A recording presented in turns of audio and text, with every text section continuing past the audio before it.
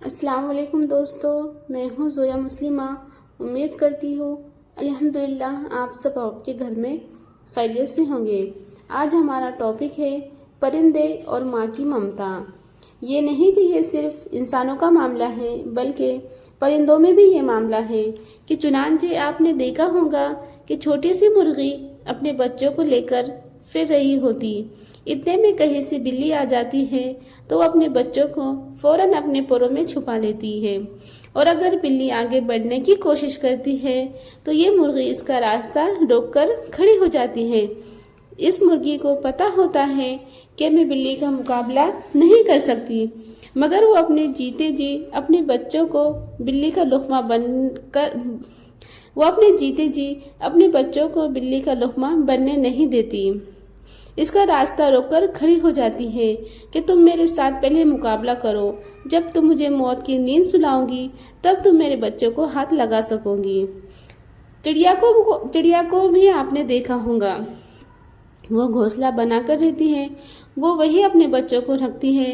شروع میں اس کے بچوں کی آنکھیں بھی نہیں کھلی ہوتی، وہ باہر جا کر اپنے بچوں کے لیے دانہ چگتی اور پانی لے کر آتی ہے۔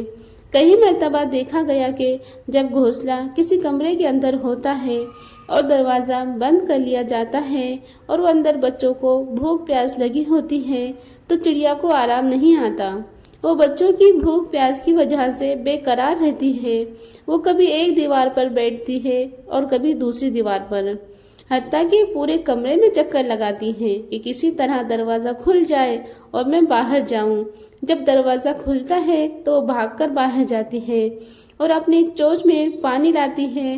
وہ چڑیا خود بھی پیاسی ہوتی ہے، اسے پسینہ آ چکا ہوتا ہے اور وہ تھک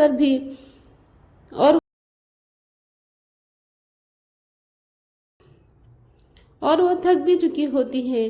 اپنے منہ میں پانی ہونے کے باوجود وہ خود نہیں پیتی، بلکہ اپنے بچوں کے لیے لے کر آتی ہے اور انہیں پلا کر خوش ہو جاتی ہے۔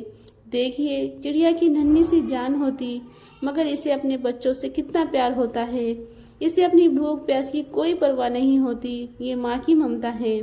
ایک صحابی رضی اللہ صلی اللہ علیہ وسلم کی خدمت میں حاضر ہونے کے لیے جا ہی رہے تھے، انہوں نے راستے میں ایک درخت پر ایک چڑیا کا گھونسلہ دیکھا۔ اس میں چڑیا کے چھوٹے چھوٹے بچے موجود تھے، ان کی ماں کہیں باہر گئی ہوئی ہوتی، چنانچہ انہوں نے ان بچوں کو اٹھا لیا۔ ذرا آگے بڑھے تو پیچھے ان کی ماں بھی آ گئی۔ اس نے گھونسلے میں دیکھا تو اسے خالی پایا، وہ بڑی پریشان ہوئی۔ اس نے ادھر ادھر دیکھنا شروع کر دیا تو اسے صحابی کے ہاتھ میں بچے نظر آئے۔ وہ صحابی رضی اللہ عنہ کے سر کے ارد گرد منڈلانے لگی۔ وہ صحابی کافی دیر تک چلتے رہے اور وہ بھی ان کے ساتھ ساتھ اڑتی رہی۔ بالآخر وہ چڑیا ان صحابی کے کندھے پر آ کر بیٹھ گئی۔ انہوں نے اس کو بھی پکڑ لیا اور سب کو لے کر نبی کریم صلی اللہ علیہ وسلم کی خدمت میں حاضر ہو گئے۔ انہوں نے عرض کیا کہ اے اللہ کے محبوب، میں نے ان پرندوں کو دیکھا، مجھے بہت خوبصورت لگے اور میں نے انہیں پکڑ لیا۔ ابھی جا ہی رہا تھا کہ ان کی ماں آ گئی، پہلے تو وہ اڑتی رہی، پھر میرے کندھے پر آ کر بیٹھ گئی اور میں نے اسے بھی پکڑ لیا۔ نبی علیہ السلام نے فرمایا کہ جب وہ پہلے اڑتی رہی اور چہچاتی رہی، وہ اس وقت تم سے منت سماجت کر رہی تھی کہ میرے چھوٹے چھوٹے بچوں کو مجھ سے جدا نہ کرو، میرے دل پر یہ صدمہ بہت بھاری ہے، میں اسے برداشت نہیں کر سکوں گی، لہٰذا میرے بچوں کو آزاد کر دو۔ تم نے اس چڑیا کے پیغام کو نہ سمجھا۔ تو کچھ دیر کے بعد چڑیا نے سوچا کہ یوں تو میرے بچے مجھ سے جدا ہو جائیں گے، پھر مجھے آزاد رہنے کا کیا مزہ آئے گا۔ اس نے اس آزادی کا قید پر قربان کر دیتی ہے، میں اس آزادی کو قید پر قربان کر دیتی ہوں۔ چنانچہ اس نے گرفتاری پیش کر دی تاکہ بچوں سے جدا نہ ہونے پائے۔ آپ صلی اللہ علیہ وسلم نے ارشاد فرمایا کہ دیکھو اس ننھی سی جان کو اپنے بچوں سے کتنا پیار ہے۔